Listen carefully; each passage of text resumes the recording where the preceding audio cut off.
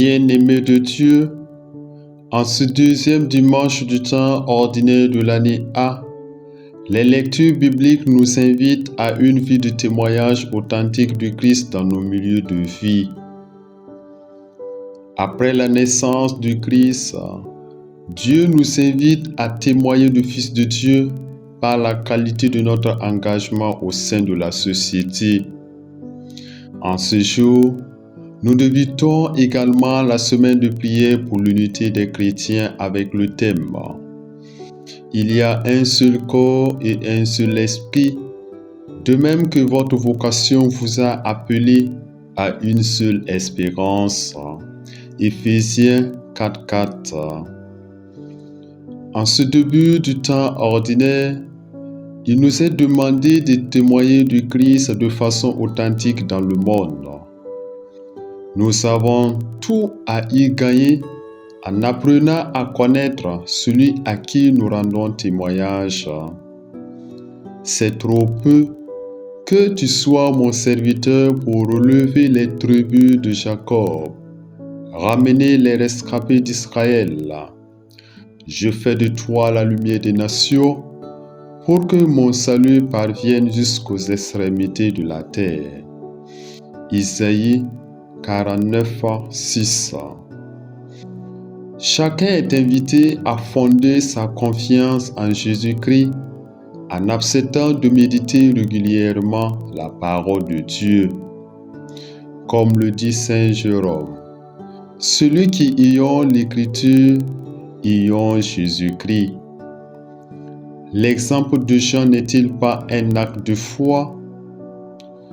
Le témoignage de Jean est particulier car Dieu lui demande un acte de foi, un acte où il lui est demandé de rendre témoignage à quelqu'un qu'il ne connaît pas, mais dont il ne sera que le signe de la colombe qui se posera sur lui. C'est un acte de confiance dont Jean fait preuve, un acte qui démontre une profonde connaissance de Dieu et une grande confiance en lui. Chers frères et sœurs, la confiance en Jésus-Christ peut nous aider à tracer un chemin pour notre vie. Témoigner du Christ.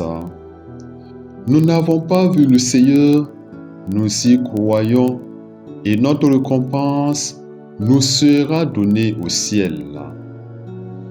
Nous demandons à Dieu le don de la confiance pour vivre de façon sincère notre vocation et d'aider les autres à porter leur croix à l'image du serviteur souffrant. Après avoir accepté de lui donner le baptême à la suite des pécheurs, Jean-Baptiste a vu et montré en Jésus l'agneau de Dieu qui enlève les péchés du monde. Il manifeste ainsi que Jésus est à la fois le serviteur souffrant qui, silencieux, se laisse mener à l'abattoir et porte les péchés des multitudes, et l'agneau pascal, symbole de la rédemption d'Israël lors de la première Pâque. Toute la vie de Christ exprime sa mission, servir et donner sa vie en rançon pour la multitude. Dans notre vie de foi, sommes-nous de véritables serviteurs de Dieu? Sommes-nous serviteurs de nos frères dans nos milieux de vie?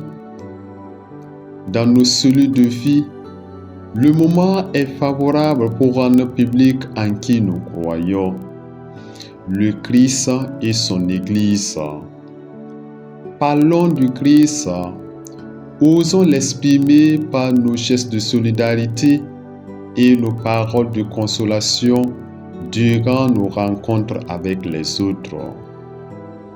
Chers frères et sœurs, Jésus est venu dans le monde avec une mission précise, le libérer de l'esclavage du péché en se chargeant des fautes de l'humanité.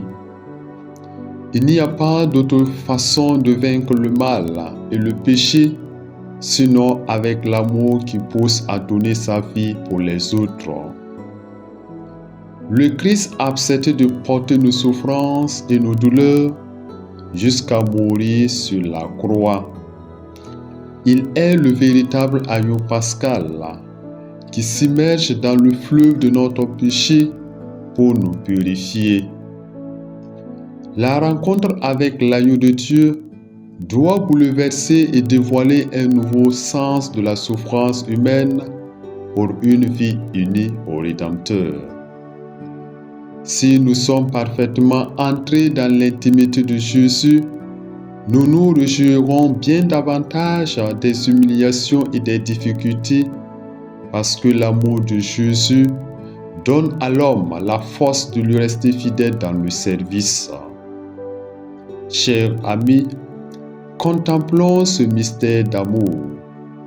Voici l'agneau de Dieu qui enlève les péchés du monde. Heureux les invités aux noces de l'agneau. Jésus, vainqueur du monde, faites que nous ne trahissons pas extérieurement ce que vous opérez en nous. Durant cette semaine de prière pour l'unité des chrétiens, nous devons accueillir l'appel divin à l'unité, non pas un idéal, mais comme une expression vitale de notre foi.